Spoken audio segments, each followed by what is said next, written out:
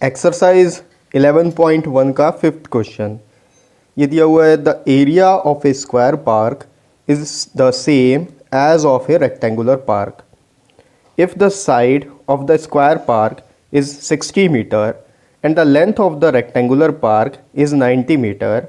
Find the breadth of the rectangular park. Question को थोड़ा अच्छे से समझना। इसमें एक स्क्वायर पार्क और रेक्टेंगुलर पार्क के बारे में बता रहा है कि स्क्वायर पार्क और रेक्टेंगुलर पार्क दोनों का जो एरिया है वो सेम है। और स्क्वायर पार्क के बारे में बताया कि स्क्वायर पार्क है उसका जो साइड है वो 60 मीटर का है, और वहीं पर रेक्टेंगुलर पार्क जो है उसका जो लेंथ है वो 90 मीटर है। इस डेटा को लेके हमको फाइंड आउट करना है कि जो रेक्टेंगुलर पार्क है उसका ब्रेड्थ कितना होगा। ठीक है, तो चलिए इसको वाइट बोर्ड में अपन सॉल्व करके समझते हैं। क्वेश्चन में जो जो गिवन है पहले उसको अपन लिख लेते हैं। फिफ्थ क्वेश्चन का सबसे पहले आप देखो यहाँ पर दिया हुआ है एरिया ऑफ स्क्वायर पार्क, दोनों इक्वल है। Area of square park is equals to area of rectangular park. इसका मतलब क्या हुआ? अब देखो ये दो पार्क है, ये एक पार्क है, ये स्क्वायर पार्क है, और ये दूसरा पार्क है, ये रेक्टेंगल शेप का है। ठीक है, ये दोनों अलग अलग पार्क है। ये स्क्वायर शेप का है ये पार्क, दूसरा पार्क जो है रेक्टेंगुलर शेप का है।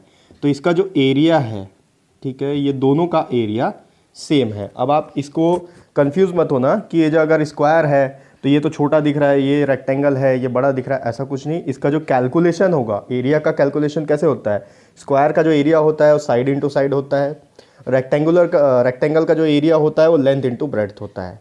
तो इसका लेंथ इंटू ब्रेड्थ का जितना आंसर आएगा उतना ही इसका साइड इंटू साइड का आंसर आएगा। इसका वही मतलब है। ठीक है, तो ये हमारा गिवन में है। इसके बाद एक चीज़ दिया हमको, स्क्वायर का साइड दिया है। Side of square, square park का साइड कितना दिया हुआ है? ये है 60 मीटर का। अब आप देखो ये स्क्वायर पार्क है, तो स्क्वायर पार्क में हमको ये पता है कि स्क्वायर शेप में कोई भी एक साइड अगर हमको पता है तो चारों साइड उतना ही होगा। अगर ये 60 मीटर है तो ये भी 60 मीटर, ये भी 60 मीटर और ये भी 60 मीटर, यानी कि इस स्क्वायर के चारों साइड का डिटेल हमको मालूम है।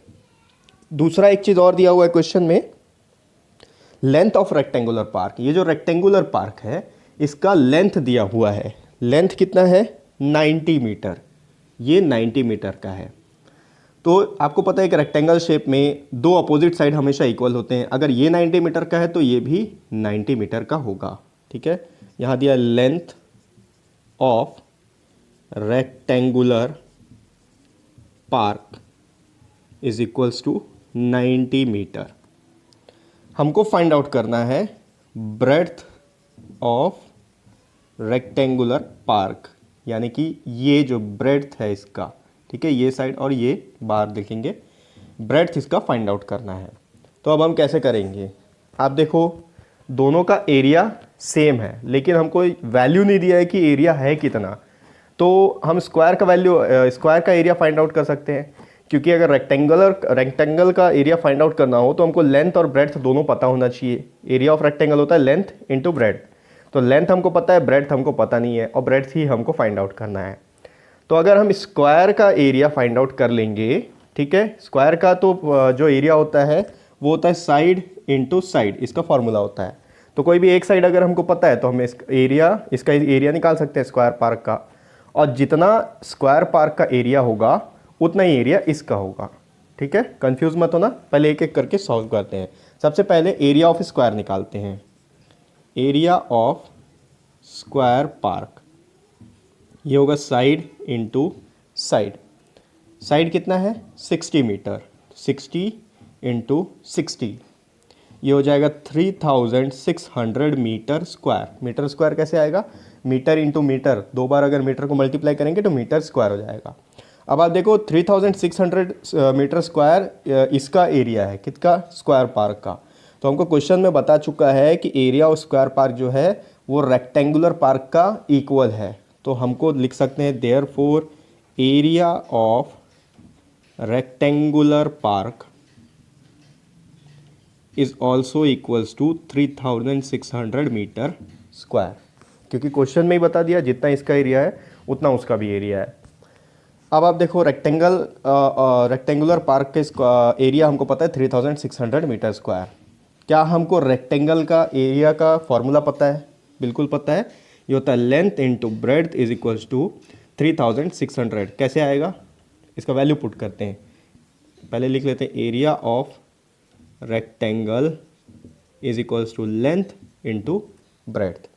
एरिया ऑफ रेक्टेंगल कितना है? 3600 is equals to length, question में दिया हुआ है length of rectangular park 90 metre, into breadth नहीं दिया है, फाइंड आउट करना है, तो इसको लिख लेते हैं बी।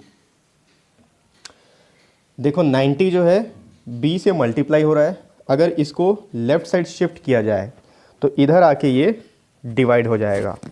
ठीक है, आपको वो वाला चैप्टर याद होगा अगर इंटीजर्स, तो मैं उसमें आपको बताया था अगर यहाँ पर मल्टीप्लाई हो रहा है तो लेफ्ट साइड जाएगा तो वो डिवाइड हो जाएगा। आप देखो 3600 divided by 90 is equals to, यहाँ बच गया बी, बी फॉर ब्रेड्थ, ये ज़ीरो पहले कैंसिल हो गया।